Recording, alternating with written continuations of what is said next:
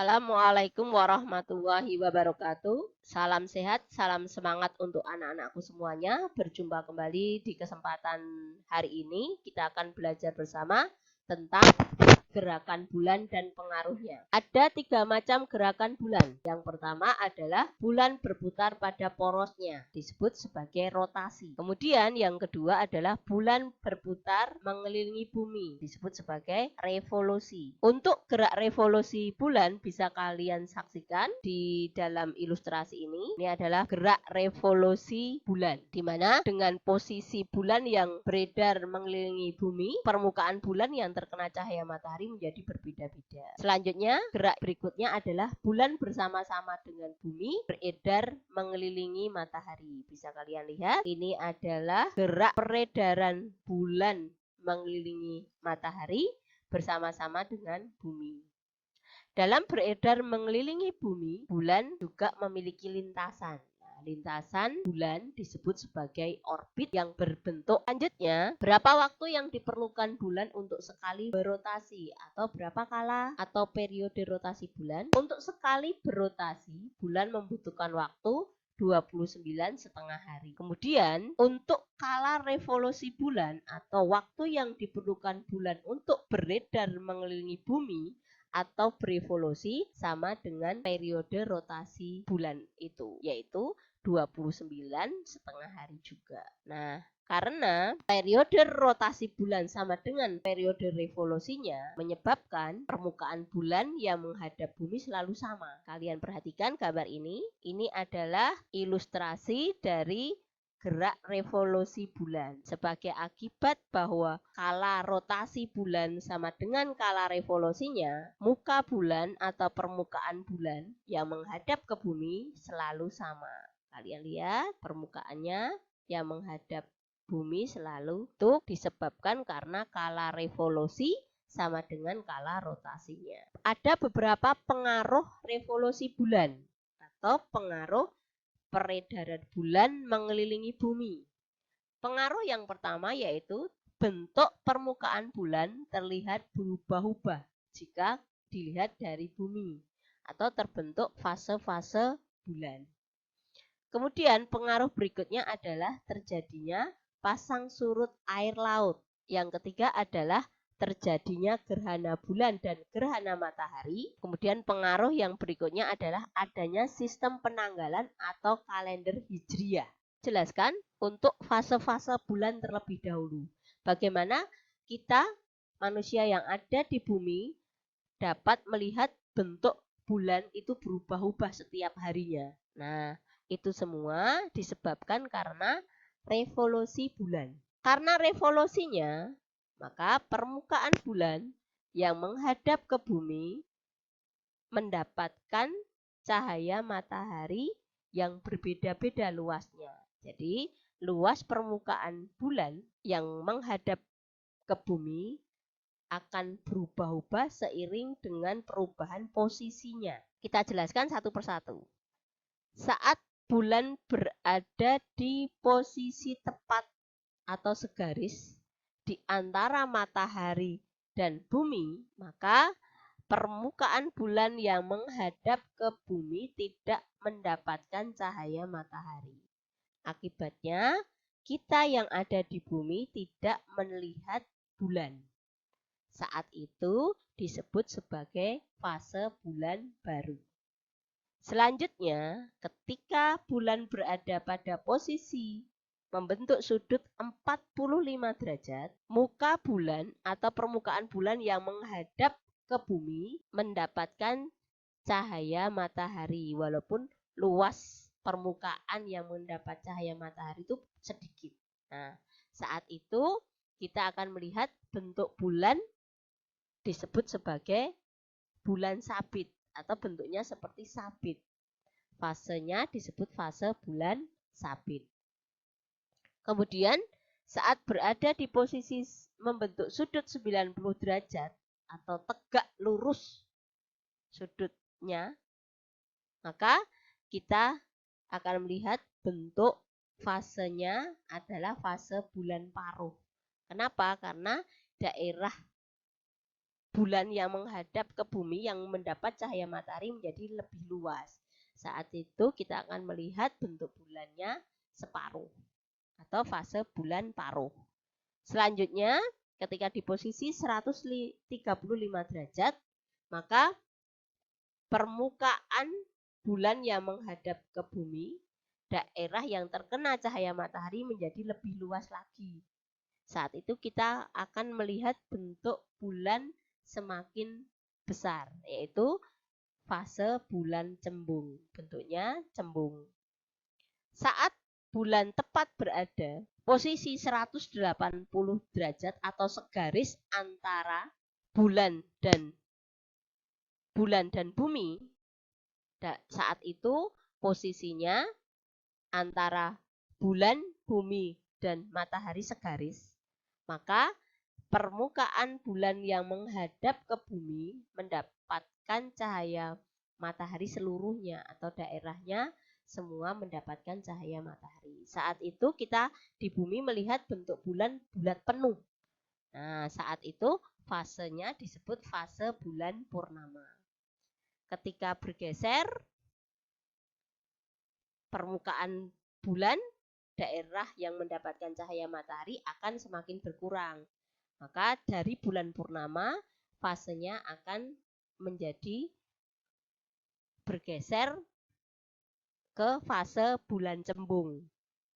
Kemudian di posisi ini 270 derajat, fasenya menjadi fase bulan paruh. Bentuknya dari cembung berubah menjadi bulan paruh. Kemudian bergeser lagi, bentuknya akan semakin mengecil. Saat itu kita akan melihat bentuk bulan seperti sabit. Namanya fase bulan sabit. Nah, saat kembali pada posisi segaris antara bumi, bulan, dan matahari, maka saat itu daerah permukaan bulan yang menghadap bumi kembali tidak mendapatkan cahaya matahari.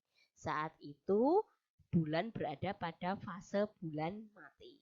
Jadi dalam peredaran bulan mengelilingi matahari akan membentuk fase-fase bulan yang diawali dari fase bulan baru dan diakhiri oleh fase bulan mati.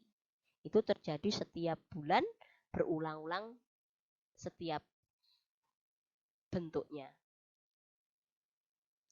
Bentuknya akan berulang-ulang setiap bulannya. Pengaruh berikutnya adalah pasang surut air laut. Jadi, revolusi bulan akan menyebabkan terjadinya pasang surut air laut. Karena apa? Dengan adanya gravitasi bulan akan menyebabkan permukaan air laut menjadi tertarik oleh adanya gravitasi bulan. Sebenarnya, pasang surut air laut itu dipengaruhi oleh gravitasi matahari dan gravitasi bulan. Tapi karena jarak bulan lebih dekat dengan bumi, maka bulan yang sangat mempengaruhi terjadinya pasang surut air laut. Pengaruh matahari terhadap terjadinya pasang surut air laut lebih kecil dibandingkan pengaruh gravitasi bulannya.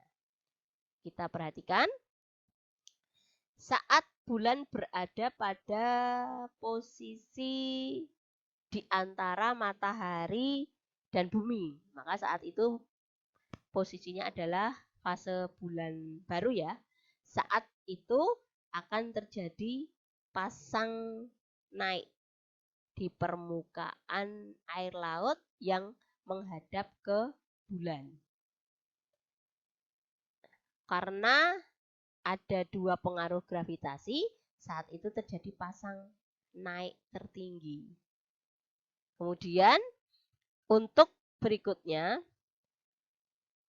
ketika bulan berada pada posisi di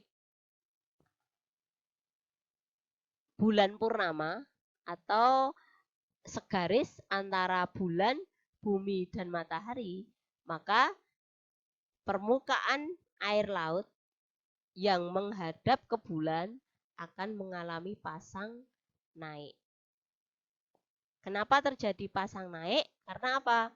Akibat gravitasi bulan, maka permukaan air yang tidak menghadap ke bulan akan tertarik ke bagian permukaan bumi yang langsung menghadap ke bulan. Akibatnya, permukaan air laut yang berada pada daerah muka bumi yang menghadap ke bulan akan mengalami peristiwa pasang naik tertinggi.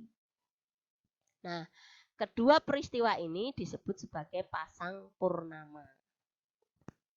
Untuk selanjutnya, ada peristiwa pasang perbani.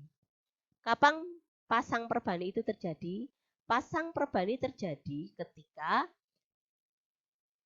posisi bulan berada pada fase bulan paruh. Fase bulan paruh. Nah, saat itu bulan, bumi, dan matahari membentuk sudut 90 derajat.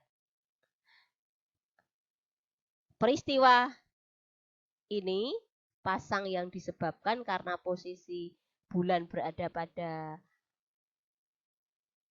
letak 90 derajat, berada pada posisi 90 derajat, disebut sebagai pasang perbani.